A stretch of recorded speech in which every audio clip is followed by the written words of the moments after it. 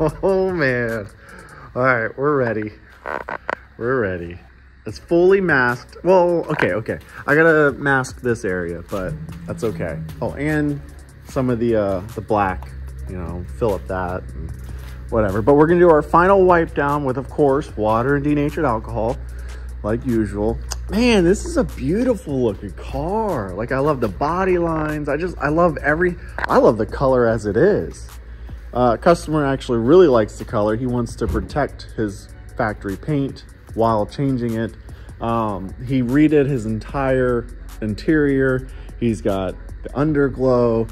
He's got a new hood coming. I know I've already touched base on this a little bit, but I don't want to give it away. I'm not just trying to hype it up. I'm really not. But this hood that he has, I've never seen anything like it.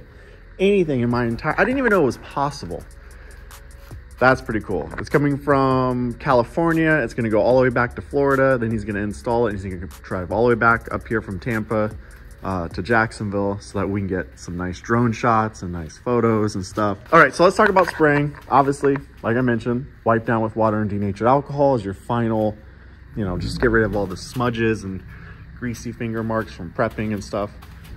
And then it comes time for the base coat. This one, we're going to spray a black base. You don't always have to spray a black base. It could be light, it could be dark gray, whatever the case is, but it is one of those three. We'll probably do 2 to 3 light coats of black and then 2 to 3 medium coats of black. And then we move on to the color. I do want to talk about color real quick though. There is no like cookie cutter, here's how many coats you need when it comes to the pearl. I mean, there's so many variables. You got vehicle size for one of them. Your base is another. So if you, I don't know, spray over a blue base, you may need a little bit more pearl or a little less pearl. It really varies. A sweet spot, 3 to 4 coats. 3 to 4 coats should get you full color coverage. Do full passes. Full passes. Do not do panel by panel. If you do panel by panel, let's say you start here, right? Do panel by panel of the color, and then you move over, do another panel by panel. When your start and stop point right here gets hit way more than these areas. Pearls, light colors, your final, whatever the case is, full passes all the way through and all the way back. All right, you get it. Beautiful looking car, beautiful looking color. It's aesthetically done with all the lights. You know I love me some lights. All right.